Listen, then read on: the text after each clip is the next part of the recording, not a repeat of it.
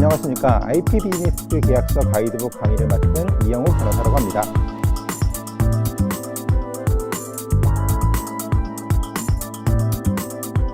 이강 비밀유지계약서에 대해서 살펴보겠습니다. 이 비밀유지계약서가 뜻밖의 실무에서 굉장히 많이 쓰이는 계약서입니다. 내용은 이제 뒤에서 보겠습니다만, 그리고 이하에서 이제 계약서 여러 계약서 소개를 드릴 텐데요. 이거는 이제 IP 비즈니스 계약서 가이드북이라는 책에 소개된 계약서인데, 요 하나의 서적 내에서도 여러 가지 샘플들이 있으니까 본인에게 제일 잘 맞는 이제 그 내용을 취사 선택하셔가지고 사용하시면 될 것 같고요. 그다음에 실제로 사용할 때는 요 자신의 목적이라거나 상황에 맞게 이제 계약서도 수정하셔야 될 필요가 있을 것 같고, 꼭 중요한 계약서 같은 경우는 변호사 등 전문가에게 보여주셔가지고 확인을 받으실 걸 권해드리겠습니다. 그리고 이 계약서 책이 잘 된 게 영문이 다 돼 있습니다. 영문하고 한글로. 근데 이 강의에서는 편의상 국문 중심으로 설명을 드리겠습니다. 일단 일방에 대한 비밀유지 계약서입니다. 이 비밀유지 계약서 체결한 이유는 이겁니다. 어떤 IP 기술 갖고 협상을 하는데, 협상하면서 내용을 안 보여줄 수 없잖아요. 내용을 알아야 이제 값을 매길 테니까. 다 줬는데 협상이 제대로 안 됐다, 혹은 상대방이 의도적으로 뭐 기술만 빼갈 목적으로 협상을 했다, 이러면 이제 그 기술을 다 돌려받아야 되니까, 못 쓰게 해야 되니까 그 목적으로 비밀유지 계약을 체결하는 겁니다. 이걸 보통 영어로 NDA라고 그러죠. Non-Disclosure Agreement라고 그러죠. NDA 체결한다, 뭐 그거 말할 때 그겁니다. 그래서 요 처음 보는 계약서는 한쪽만 주고 저쪽이 이제 비밀유지 계약을 부담하는, 비밀유지 의무를 부담하는 그 계약서입니다. 내용 보시면 전문, 한국 ABC, 미국 XY 주식회사가 이렇게 뭐 한다는 거고요. 자, 비밀 정보. 이건 비밀유지 계약서니까 비밀 정보가 뭐냐가 제일 중요하겠죠.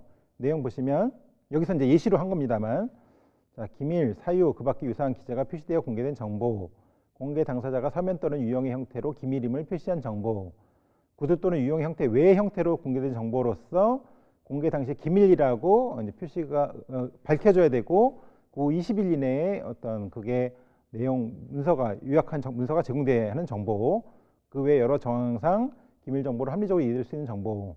자, 요 정의가 상당히 중요하기 때문에 요거를 이제 잘 정리를 해야겠습니다. 요 내용이 충분하지 않으면 좀 수정하셔야겠죠. 자, 그다음에 비밀 유지 기간. 자, 요거를 받은 사람은 공개된 다음부터 몇 년간 이걸 보호할 거냐, 혹은 이게 결렬된 후 몇 년간 보호한다, 뭐 이런 식으로도 됩니다. 비밀 유지 내용, 혹은 뭐 그 관련 정보의 발전 속도라거나 중요도, 이런 거에 따라 정하는데, 보통 기술 속도가 되게 빠른 거는 뭐 3년, 5년 이렇게 한다고 하고요. 좀 약간 느리고 좀 오래된 그 노하우 같은 거는 5년, 10년 내외로 정하는 경우가 많다고 합니다. 비밀 유지를 영원히 부과할 수 있는 거 아니냐? 예, 그것도 가능합니다. 하지만 그게 오히려 좀 나중에 발목을 잡는 족쇄가 될 수 있다는 거, 그것 때문에 그건 잘 신중하게 생각해야 되겠습니다. 그리고 그렇게 뭐 연구에 할 필요도 없겠죠, 사실. 이게 뭐 기술 연구 불변한 것도 아니니까. 그리고 비밀 유지 의무 및 임무. 자, 비밀을 제공받는 사람은 뭘 해야 되는 거냐? 요거는 요 양 당사자 간에 그 계약의 목적으로만 사용해야 된다. 그러니까 협의나 협상 가능한 공동 연구 개발을 평가하고 그런 관계에 착수하느냐 마느냐, 그 목적으로만 사용해야 된다. 그리고 이쪽에 승인하지 않는 한, 서면 승인하지 않는 한 그걸 딴 제3자한테 공개해서는 안 된다. 그다음에 자기네 직원한테 그걸 보여준다고 하더라도 꼭 그거 관계에 있는 사람에게만 보여줘야 된다. 지금 3조하고 있습니다.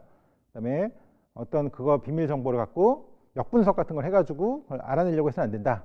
이런 식으로 비밀 유지 의무를 이제 부과를 합니다. 그다음 사항, 비밀성 유지.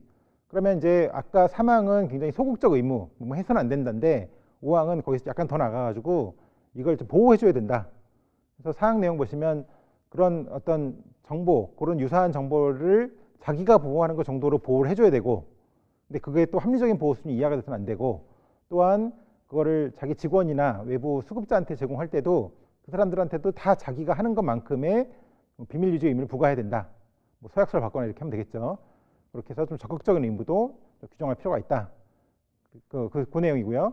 뭐 참고로 말씀드리면 이게 손해가 발생해도 손해액이 얼마인지가 되게 애매합니다. 그래서 손해배상 예정이라거나 위약벌 규정을 두기도 합니다. 이게 이런 사태가 발생했을 경우에는 뭐 몇 억을 배상한다거나 이런 식으로 딱 뭐 법원에 가서 감액이 될 수는 있겠습니다만 그 금액이 나타나지 않으면 그게 굉장히 애매하거든요.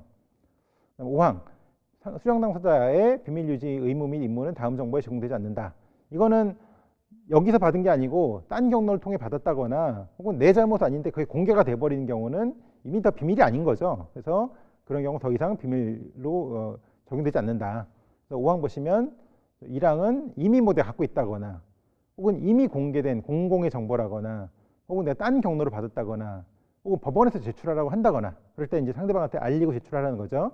이런 경우는 다 비밀 빼줌으로써 부당한 결과 발생을 방지할 수 있겠습니다.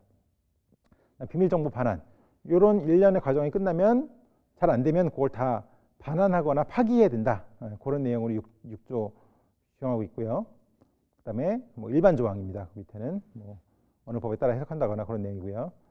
자, 일방의 유지계약서 봤는데 이제 쌍방간 유지계약서를 보겠습니다. 비밀 유지계약서를. 뭐 내용은 크게 다르지 않습니다. 거의 비슷합니다.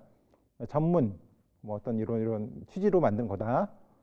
비밀 정보, 그것도 아까랑 비슷합니다. 비밀이 표시된 정보라거나 뭐 비밀로 해석되는 정보, 이건 또 보충해야 된다고 말씀드렸죠. 기한 목적에 따라서. 그다음에 기간, 요거는 앞에 거하고 약간 다른 게 뭐 이거는 앞에 거에 넣어도 상관없습니다. 어느 정도 기간 동안 제공된 정보만 비밀로 본다는 거죠. 그 기간 동안. 나중에 보호되는 기간하고는 약간 다른 의미입니다. 이 기간 동안 제공된 정보만 비밀 정보에 이 규정이 적용된다. 이 계약이. 그래서 요거는 가급적 짧게 하고 이게 뭐 1년 이상 넘어가는 일 없겠죠. 뒤에 거를 뭐 3년, 5년, 10년 이렇게 좀 길게 하는 게 좋겠습니다. 목적에 맞겠습니다. 비밀 유지 기간. 이건 앞에서 본 바와 같이 그 어떤 정도의 정보냐 혹은 뭐 중요한 게 어떤 정도에 따라서 뭐 1년이 될 수 있고 3년이 될 수 있고 5년이 될 수 있고 10년이 될 수 있다. 서로 정하기 나름이겠습니다. 영원히 보관하는 경우에도 이게 정말 촉사가 될 수 있겠죠. 이거는 서로 발목이 묶이는 경우가 될 수 있겠죠. 그다음에 비밀 유지 의무 및 임무. 아까 말씀드린 대로 이거는 서로 평가하는 목적에만 사용해야 된다. 그리고 다른 사람한테 공개하면 안 된다. 내 직원한테도 딱 해당 직원한테만 공개해야 된다. 그다음에 그걸 어떻게 분석해가지고 알아내려고 해서는 안 된다. 그런 내용이고요. 그거는 계약 목적에 맞춰가지고 변경하면 되겠죠. 비밀성 유지. 앞에 말씀드렸습니다만 앞에 사항이 굉장히 소극적 의무라면 뭐 해서는 안 된다면 여기서는 적극적으로 이걸 좀 보호해줘야 된다. 내 거적으로 내 거 보호하는 것처럼. 그리고 손해배상 예정이라거나 위약벌 조항을 두기도 한다. 말씀드렸습니다. 그다음에 예외. 아까 말씀드렸습니다만 이게 뭐 이미 내가 갖고 있다거나 다른 경로로 공개가 됐다거나 이런 경우는 거기서 빼주는 거죠. 그래서 부당한 결과가 발생하는 걸 막기 위한 내용이고요. 실행, 계약의 제한. 이거는 그냥 주의적 규정입니다. 이게 무슨 내용이냐면 내가 이걸 줬다고 해가지고 이게 너한테 뭐 쓰라고 준 것도 아니고 너와 나 무슨 관계가 생긴 게 아니다. 라는 걸 넣는 건데 이거 사실 없어도 상관없는 겁니다만 그냥 주의하라는 의미에서 넣는 겁니다. 분명하게 하기 위해서. 그다음에 8항, 비밀정보. 이 관계가 끝나면 그걸 반환하거나 아니면 다 파기해라. 이런 내용이고요. 그다음에 9항, 2항은 이제 일반 조항입니다. 뭐 이걸 딴 데 넘겨서는 안 된다. 뭐 어느 법으로 해야 된다. 관할을 어떻게 해야 된다. 이런 식으로 규정해서 이제 서로 간의 비밀을 잘 유지 보장해서 그 협상 과정에 왔다 갔다 한 비밀이 새나가지 않도록 그렇게 하는 취지입니다. 이번 시간에는 비밀 유지 계약서에 대해 살펴봤습니다.